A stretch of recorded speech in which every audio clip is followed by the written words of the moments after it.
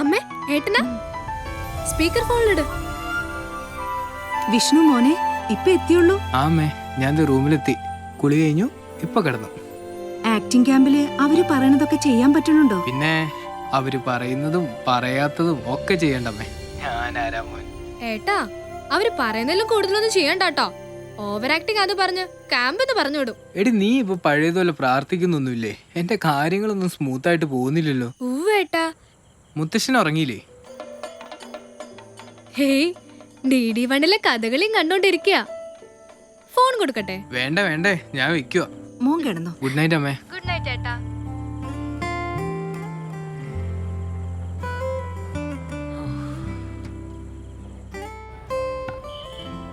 ഏയ് ബാലു, നീ ബാസിന് ഓവർലാപ്പ് ചെയ്യാണ്ട് മാർക്കിലേക്കടാ, മാർക്ക് നോക്കിക്കടാ. ഞാൻ മാർക്കിൽ വെക്കണ. അല്ല അയ്യോ ഇവിടെ എനിക്ക് 2 മാർക്ക് നിന്റെ അഭിനയത്തിന് ഇട്ട മാർക്കാണ് ജീൻ. എന്തുപറ്റിടാ? ഈടായിട്ട് ഭയങ്കര മോശം കോമഡി ഒക്കെ ആണല്ലോ. നിന്റെ കൂടെ അല്ലേ? അല്ലയാ അതെ, ചെറിയ ഡാർക്ക് ഉണ്ടല്ലോ. അല്ല ഏട്ടാ, അരുണിനെ അവന് വരാൻ പറ്റില്ലെന്ന് പറയുന്നുണ്ട്. നമ്മളാ വിനീതിന്റെ വേഷം ചെയ്യണല്ലേ, മറ്റേ ഫോർത്ത് പീപ്പിൾ. വേറെ ആരെങ്കിലും അവൻ കമ്മിറ്റ് ആയിട്ടുണ്ട്, വേറെ അവന്റെ സീനൊന്നും എടുത്തിട്ടില്ല. അതല്ല ഈ സമയത്ത് ഇപ്പൊ ലാസ്റ്റ് മിനിറ്റില്. ചേട്ടാ അത് വലിയ വേഷമാണ് ചേട്ടാ. ആണോ? അത്യാവശ്യം കുറച്ച് ഡയലോഗെല്ലാം ആണോ? ഇയാളെ പറ്റുമോ നോക്കിയേട്ടാ.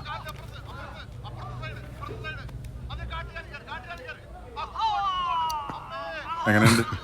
നല്ലൊടുക്കത്ത് ഓവർ ആക്ടിങ്ങിന്റെ ആളാ. 4-5 പടം ഒരുമിച്ച് അഭിനയിച്ചിട്ടുണ്ട്. പാവമാണ് ചേട്ടാ. അതിപ്പോ ഞങ്ങളുടെ പള്ളിയിൽ അച്ഛനും പഞ്ചഭാവോ എന്ന് വെച്ചാൽ റോൾ കൊടുക്കാൻ പറ്റും. ഒരുപാട് പെർഫോം ചെയ്യാനുള്ള വേഷമാണോ? അത്യാവശ്യം ഡയലോഗ് ഉള്ള പരിപാടിയാ. ജീനെ പറ്റുകയും കൊടുക്കും. കാണാൻ കൊള്ളാം. അവന്റെ അന്ത്യാഭിലാഷമാണ്. ഞങ്ങൾ ക്ലാസ്സൊക്കെ എടുത്തിട്ടുള്ള കാലക്കും. നീ ഒരു കാര്യം ചെയ്യ്, ആ സ്ക്രിപ്റ്റ് ഒക്കെ എടുത്ത് അവന്റെ അടുത്ത് ഡയലോഗ് ഒന്ന് പഠിക്കാൻ പറ. ബാബട്ടാ അരി വറുത്ത ബാബുവിന്റെ ആളാണ്. അയ്യോ അങ്ങനെ ഞാൻ ഗ്യാരണ്ടി ഒന്നും തരില്ല, പക്ഷെ പൊളിക്കും. എന്ത് പാടോ? പടം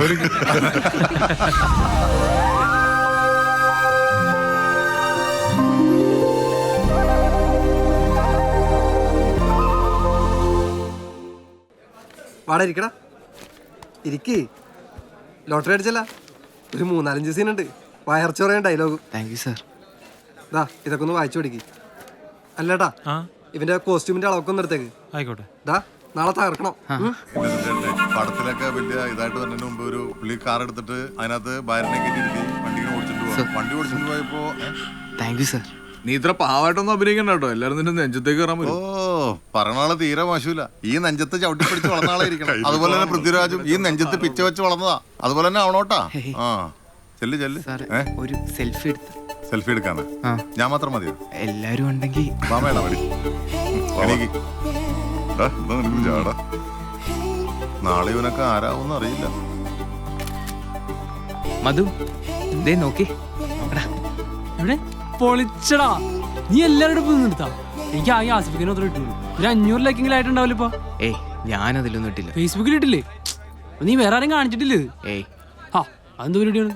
അങ്ങനെയാണെങ്കിലേ അതിൽ ഉസ്മാൻ എന്ന് പറഞ്ഞോണ്ട് ഒരു വാട്സ്ആപ്പ് നമ്പർ ഉണ്ട്, അതിലേക്ക് സെൻഡ് ചെയ്യും. മെയിൻ കമ്പനിക്കാരായിരിക്കുമല്ലേ? ഇതല്ലേ ഉസ്മാൻ? എന്താണ് മാറ്റർ എന്ന് അടിക്കുന്നത്? മാറ്റർ നാളെ ഞാൻ ആദ്യമായിട്ട് സിനിമയിൽ അഭിനയിക്കുന്നു. മച്ചാനെ കഷ്ടപ്പെട്ടാണെങ്കിൽ നീ അവസാനം സെറ്റ് ചെയ്തെടുത്തില്ലേ? പൊളിക്കടാ.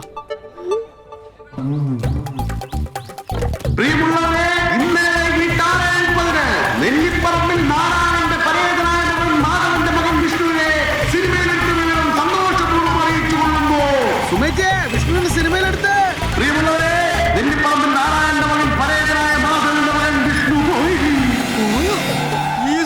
എന്റെ കൊച്ചുമോൻ എന്താ പറ്റിയ? അവസാനം സംഭവിച്ചു മുത്തച്ഛാ. നോക്കി കാണാൻ പറയണ ഉസ്മാനെ. മുത്തച്ഛാ, റാംജി റാവിന് നമ്മളെ എൽദോനെ സിനിമയിലെടുത്ത മാതിരി വിഷ്ണുവിനെ സിനിമയിലെടുത്ത്. ഓനഞ്ഞി പിടിച്ചാ കിട്ടൂല, അടിച്ചാളി.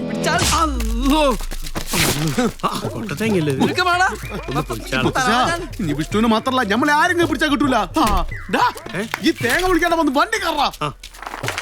സിനിമാ ചരിത്രത്തിൽ തന്നെ ആദ്യമായിട്ടാണ് ഒരു സിനിമാ നടനാവുന്നതിന് മുമ്പ് തന്നെ ഫാൻസ് അസോസിയേഷൻ സംഭവിക്കുന്നത്. അതിനെന്താണ് കാരണം? ഇങ്ങോട്ട് ശ്രദ്ധിക്കൂ. മലയാള സിനിമയിലെ സിദ്ദിഖ് ലാല്, ഭാവന, ആസിഫ് അലി, ബാബുരാജ് ഇവരൊക്കെ നമ്മളെ വിഷ്ണുവിന്റെ ബാക്കിലാണ്. എന്തുകൊണ്ടാണ്? വിഷ്ണു ആണ് ഈ സിനിമയിലെ നായകൻ. ആരാണ് വിഷ്ണു? ആരാണ് ഈ വിഷ്ണു? ആരാണ്? ആരാണ്ടവേ? ഇവനെ ഉമ്മർക്കാരൻ മോനാ വിഷ്ണു എന്റെ വാപ്പ ഓ, സ്കൂളിൽ പോടാ പോ. അവിടുന്ന്. പോ. ഒരു മെമ്പർഷിപ്പ് കൊടുക്കണ്ട കേട്ടോ. അതിനവൻ ചോദിച്ചില്ല ചോദിച്ചാലും കൊടുക്കണ്ട. ഉസ്മാനെ ഏ? ഈ സന്തോഷത്തിന് 2 കൊല പടക്കം വാങ്ങിച്ച് പൊട്ടിക്കലല്ലേ നല്ലത്? അയ്യ ഞാൻ എപ്പോഴും ആലോചിച്ചേ അത് നല്ല കാര്യമാണല്ലോ. 2 കൊലയാക്കണ്ട. ആ പീടിയുള്ള ഒന്നായിട്ട് എന്ത് തരണോ? അതിപ്പോ കണക്കൂട്ടേണ്ടി വരും. ആണോ? എന്നാ കണക്കൂട്ടി. അല്ലേ? എന്നാ കണക്കൂട്ടി നോക്ക്. കളക്കാൻ കേട്ടില്ലേ?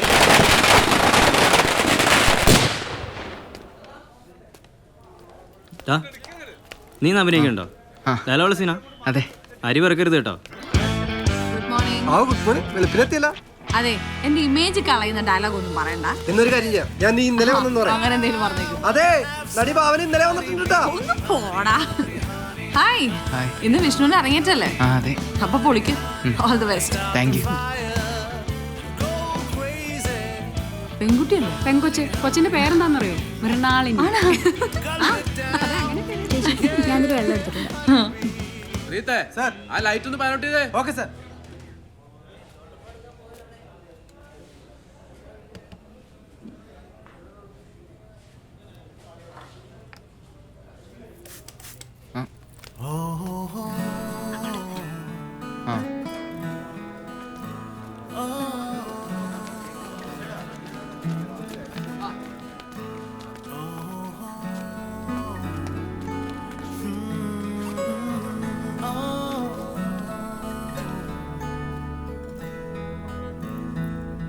താങ്ക്സ്.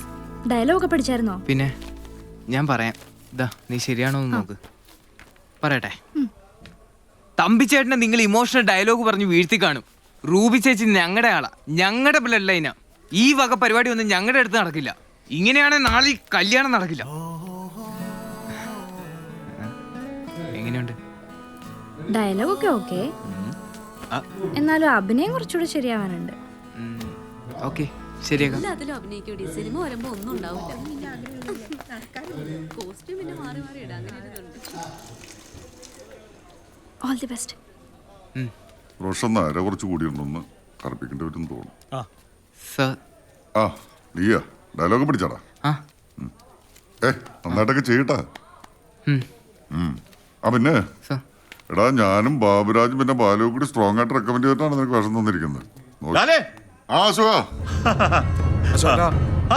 അനൂപിനെ ഞാൻ അകത്തൊക്കെ തിരക്കാൻ. ഞാൻ ആ പ്രവീണായിട്ട് കോസ്റ്റ്യൂം അശോകൻ ഇവിടെ വർക്കുണ്ടോ? ഇന്ന് എനിക്ക് വർക്കില്ല. ഞാൻ ഈ കോസ്റ്റ്യൂം ഒക്കെ ഒന്ന് ഇട്ടു നോക്കാൻ വേണ്ടി വന്നതാ. അശോകന്റെ പടം ചെയ്യുന്ന കേട്ട്. ഇല്ല, അതൊരു മാസം കഴിയും. അത് ഈ പിള്ളേരെയൊക്കെ വെച്ചുള്ള ഒരു എക്സ്പെരിമെന്റ്. Good morning. ആ ഗുഡ് മോർണിംഗ്. അശോക്, ഇത് വിഷ്ണു. ഈ പടത്തിൽ ചെറിയൊരു വേഷം ചെയ്യുന്നുണ്ട്. അപ്പൊ ശരിടാ, ഓൾ ദി ബെസ്റ്റ്. പിന്നെ എന്തൊക്കെയുണ്ട് വിശേഷം? അല്ല